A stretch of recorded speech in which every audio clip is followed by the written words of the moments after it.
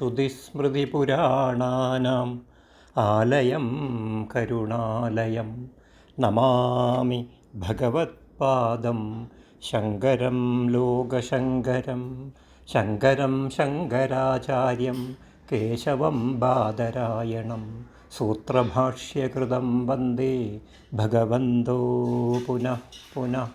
ഓം ഭദ്രം കർണേഭിഃ ശൃണുയാമദേവാഃ ഭദ്രം പശ്യേമാക്ഷഭിഃ യജത്രാः സ്ഥിരൈരംഗൈഃതുഷ്ടുവാംസസ്തനൂഭിः വ്യശേമ ദേവഹിതം യദായുः ഭദ്രം no अपि वातयमनः. ഓം ശാന്തി ശാന്തി ശാന്തി. എല്ലാവർക്കും നമസ്കാരം. മുണ്ടക ഉപനിഷത്തിലെ രണ്ടാം മുണ്ടകത്തിലെ രണ്ടാം കാണ്ഡത്തിലെ 6-ാമത്തെ മന്ത്രം. അരാ ഇവ രഥനാഭൗ സംഹതാ യത്ര നാഡ്യ സ ഏഷോ അന്തശ്ചരതേ ബഹുധാ ജായമാന. ഓമിത്യേവം ധ്യായഥ ആത്മാനം സ്വസ്തി വഃ പരായ തമസഃ പരസ്താത്. രഥനാഭൗ, രഥനാഭിയിൽ, രഥചക്രത്തിൻ്റെ കുടത്തിൽ. അരാ ഇവ, അരങ്ങൾ, അരക്കാലുകൾ എന്ന പോലെ. എത്ര, എവിടെ, ഏതു ഹൃദയത്തിൽ. നാഡ്യ, നാഡികൾ. സംഹത, സംഹതങ്ങളായിരിക്കുന്നുവോ, ഒരുമിച്ച് ചേർന്ന് ഇരിക്കുന്നുവോ. തത്ര, അവിടെ, ആ ഹൃദയത്തിൽ. സയേഷ, പ്രകൃതനായ ഈ ആത്മാവ്. ബഹുധ, പല പ്രകാരത്തിൽ. ജായമാന, ജനിച്ചുകൊണ്ട്. അന്ത, മധ്യത്തിൽ. ചരതേ, ചരിക്കുന്നു, വർത്തിക്കുന്നു. തം ആത്മാനം, ആ ആത്മാവിനെ. ഓം ഇതി ഏവം, ഓം എന്നിങ്ങനെ. ധ്യായഥ, ധ്യാനിക്കുവിൻ. വഃ, നിങ്ങൾക്ക്. തമസഃ പരസ്താത്, തപസ്സിനപ്പുറമുള്ള, ഇരുട്ടിനപ്പുറമുള്ള, അന്ധകാരത്തിനപ്പുറമുള്ള. ചരായ, മറുകരയ്ക്ക് കടക്കുവാൻ.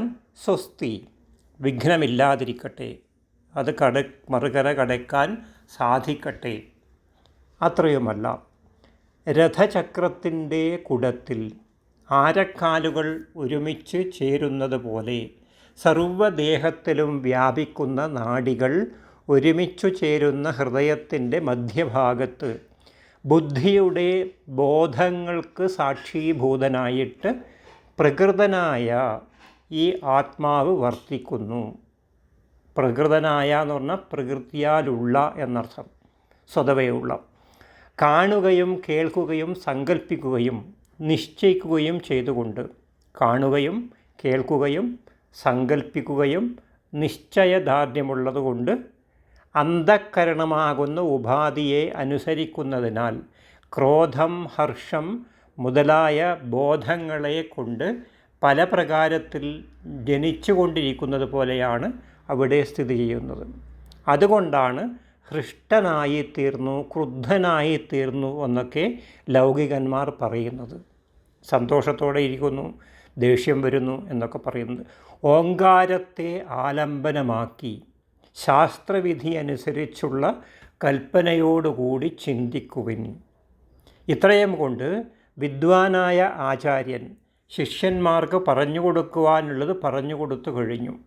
ശിഷ്യന്മാർ ബ്രഹ്മവിദ്യയെ അറിയുവാൻ ഇച്ഛയുള്ളവരായിരുന്നതുകൊണ്ട് മോക്ഷമാർഗത്തിൽ പ്രവർത്തിക്കുകയും ചെയ്തു. അവർക്ക് തടസ്സം കൂടാതെയുള്ള, വിഘ്നം ഇല്ലാതെയുള്ള ബ്രഹ്മപ്രാപ്തി എപ്രകാരമാണെന്നാണ് ആചാര്യൻ പറയുന്നത്. നിങ്ങൾക്ക് അവിദ്യാ തമസ്സിനപ്പുറത്ത് സംസാര മഹോദധിയുടെ മറുകരയിൽ എത്തുന്നതിന്, ബ്രഹ്മസ്വരൂപന്മാരായി തീരുന്നതിന് വിഘ്നം കൂടാതെ ഇരിക്കട്ടെ.